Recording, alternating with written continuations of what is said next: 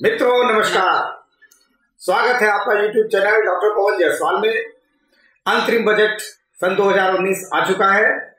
और इस अंतरिम बजट से संबंधित आपके मन में जो भी जिज्ञासाएं हैं, जो भी सवाल हैं, आज उन सारे प्रश्नों और जिज्ञासाओं को लेकर आज हमारे बीच लर्नड एडवोकेट निधि पी सिंह यहाँ पे हमारे स्टूडियो में पधारी हैं, जो कि आपको आपके प्रश्नों को, आपके मन में जो जिज्ञासाएं हैं अंतरिम बजट से संबंधित, उनसे संबंधित कुछ प्रश्न करेंगी, जिनका मैं इस वीडियो के माध्यम से उत्तर देने का प्रयास करूंगा।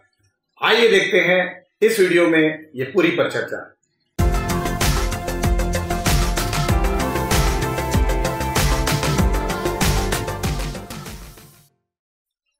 केंद्र सरकार के अंतरिम बजट से संबंधित कुछ सवाल हैं, कुछ क्वेरीज हैं। एक सामान्य नागरिक के नज़र से हम इस बजट के बारे में कुछ जानकारी आज प्राप्त करना चाहते हैं डॉक्टर जायसवाल से। तो डॉक्टर जायसवाल, सबसे पहला सवाल हमारा ये है कि इस बजट में महिलाओं के लिए, बुजुर्गों के लिए, वेतनभोगियों के लिए और युवा वर्ग के लिए क्या सुविधाएं हैं, क्या प्रोविजंस हैं? निधि जी, आपने बहुत अच्छा प्रश्न किया है। अंतरिम बजट है, 4 महीने के लिए इस बजट में प्रोविजन किए गए हैं, लेकिन अगर ये केंद्र की ये सरकार अगर पुनः हमारी जनता रिपीट करती है तो हो सकता है इस बजट में और दम आ जाए। लेकिन आपका जो प्रश्न है कि इसमें महिलाओं के लिए, युवाओं के लिए, बुजुर्ग लोगों के लिए क्या प्रोविजन किया गया है, तो बेसिकली हम यहाँ पे इनकम टैक्स पर अगर कंसंट्रेट करके बात करें तो जो सबसे पहली छूट जो दी गई है वो आधारभूत छूट सीमा को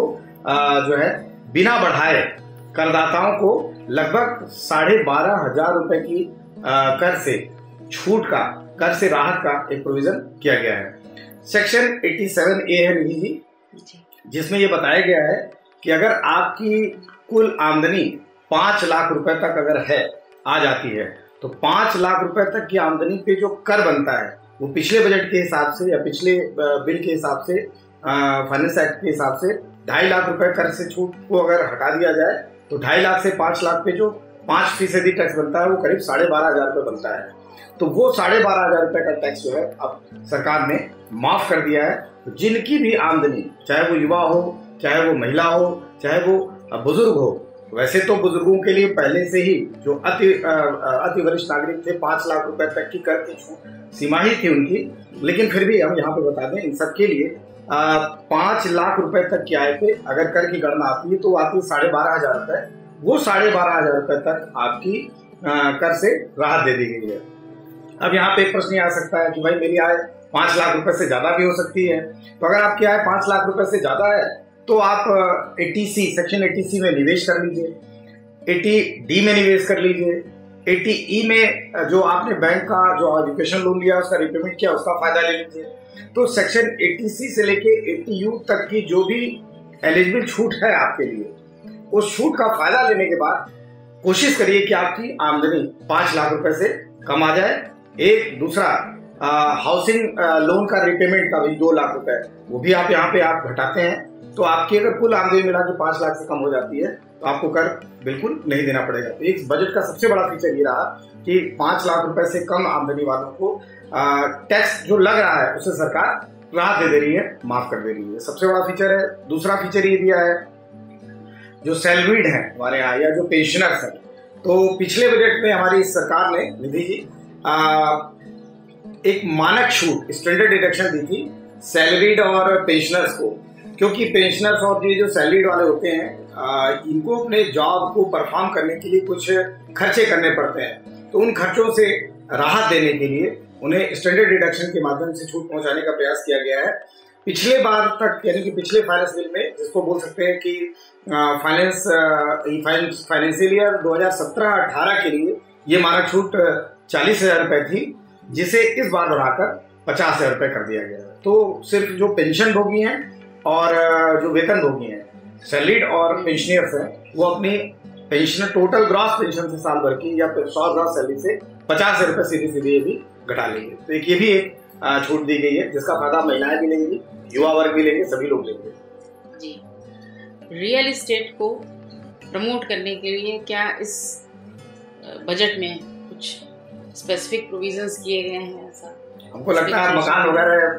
के इन्वेस्टर्स के लिए आपके जी हाँ, बहुत सारे हमारे साथी जो मकान खरीदना चाह रहे हैं, फ्लैट खरीद रहे हैं और जिनका इस फाइनेंशियल ईयर में प्लान है,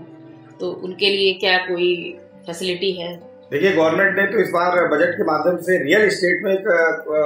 पिटारा खोल दिया है, इसको बोल सकते हैं, तो भाग का पिटारा खोल दिया है। बेसिकली हम उन युवाओं की बात करें जो स्टार्टअप्स में हैं, या उन बुजुर्गों की बात कर रहे हैं जो मकान खरीदना चाह रहा है रिटायरमेंट के तुरंत बाद। तो अभी इसमें देखिए, जो सबसे पहला जो फायदा दिया है मकान से संबंधित, जो सबसे बड़ा फायदा दिया है वो ये दिया है कि आपको अगर आपके पास एक से ज्यादा मकान है और आप अगर किराए पे उठा रहे हैं,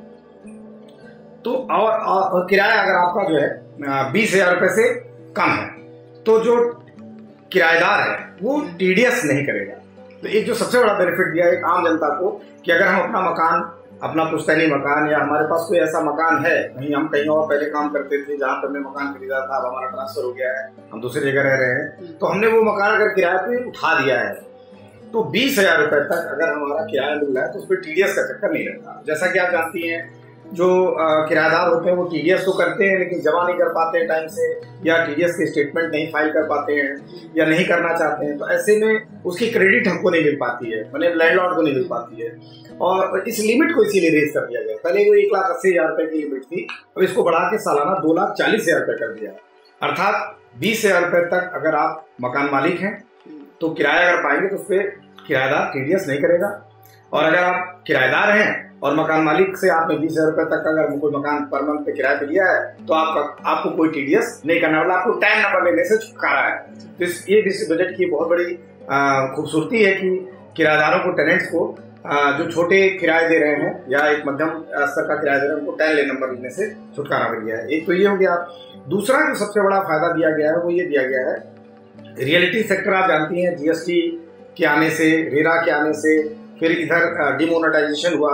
और एक तरह से आप कह सकते हैं केंद्र सरकार वित्तीय अनुशासन ला रही है भारतवर्ष में। तो इस वित्तीय अनुशासन आने से क्या है कि हमारी जो जनता है, या हमारे यहाँ के जो बिजनेसमैन हैं, या हमारे के जो रियल एस्टेट सेक्टर वाले हैं, क्योंकि पहले उतना वित्तीय अनुशासन नहीं था, आप कह सकते हैं कि लिबरलाइजेशन, प्राइवेटाइजेशन, ग्लोबलाइजेशन के फलस्वरूप थोड़ा सा वो नहीं था, तो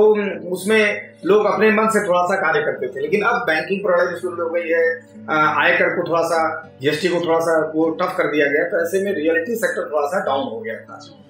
तो रियलिटी सेक्टर को बढ़ाने के लिए हमारे वित्त मंत्री महोदय ने इस बार बड़ा अच्छा प्रोविजन किया इनके बजट में। वो ये कर दिया है कि ऐसे भी लोग हैं जो हस्बैंड वाइफ दोनों काम कर रहे हैं, आजकल तो जाती है सभी लोग, जितने हाथ उतने काम, तो जितने लोग कार्य कर रहे हैं तो सबका एक ड्रीम होता है कि हम अपने लिए एक मकान कर लें, हम अपने बच्चों के लिए भी एक मकान कर लें। ठीक है, नहीं होगा तो कम से कम वो मकान हमारा बेटे की तरह कार्य करेगा, किराया देगा। तो इस तरीके से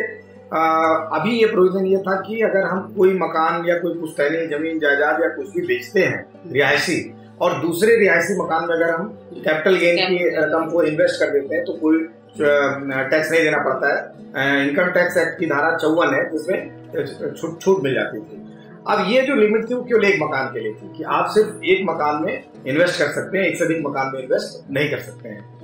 इस बार ये प्रोविजन कर दिया गया है कि अगर हमारे बड़ा कैपिटल गेन हो रहा है, अगर हमें बहुत बड़ा कैपिटल गेन हो रहा है, इसको हम इस स्केल पे बता रहे हैं कि अगर बड़ा कैपिटल गेन हो रहा है, इसकी लिमिट उन्होंने बताई 2 करोड़ रुपए तक, कि अगर आपको कोई प्रॉपर्टी, अपनी पुश्तैनी, कोई मकान संपत्ति बेच के कोई बड़ा कैपिटल गेन हो रहा है, तो उस कैपिटल गेन को आप 2 मकान में इन्वेस्ट कर सकते हैं एट ए टाइम। एक ही मकान नहीं, मान लीजिए आपको एक दिल्ली में पसंद है, एक बॉम्बे में पसंद है, दोनों में इन्वेस्ट कर लीजिए, तो जो कैपिटल गेन की रकम आप दोनों जगह आप जमा करेंगे, वो दोनों की छूट आपको मिल जाएगी।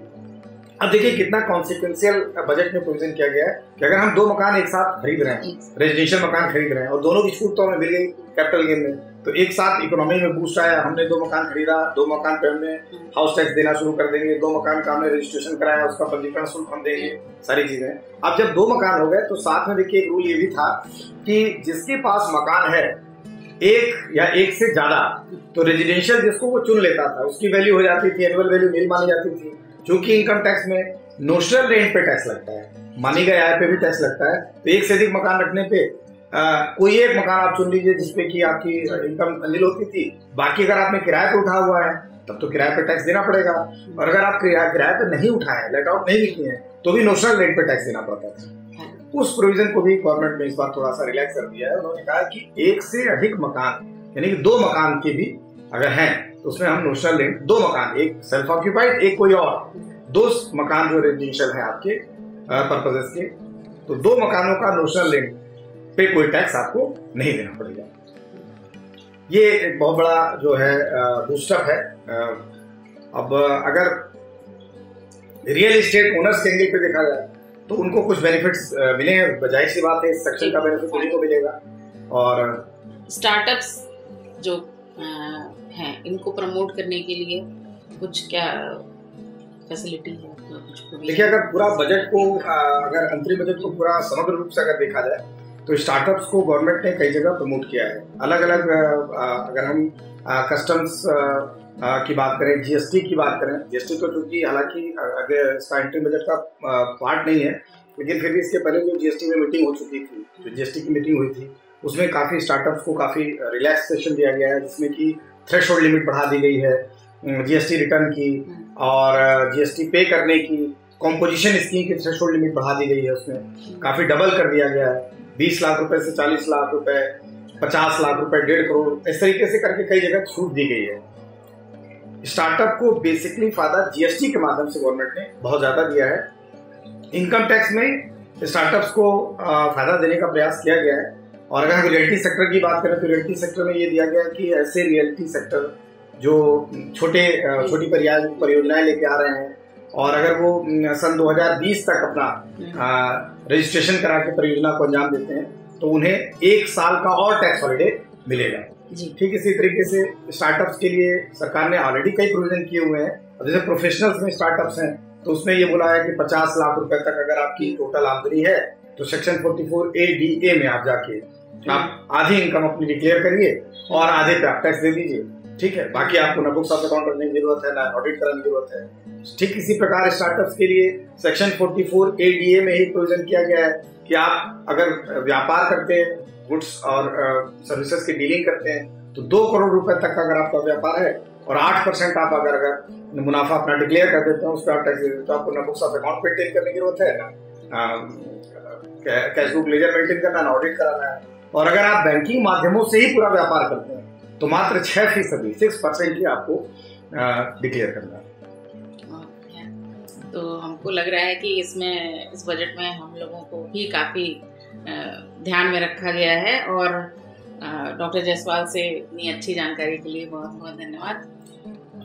निधि जी आई, आप हमारे स्टूडियो में आई, इस यूट्यूब स्टूडियो में आई, और आपने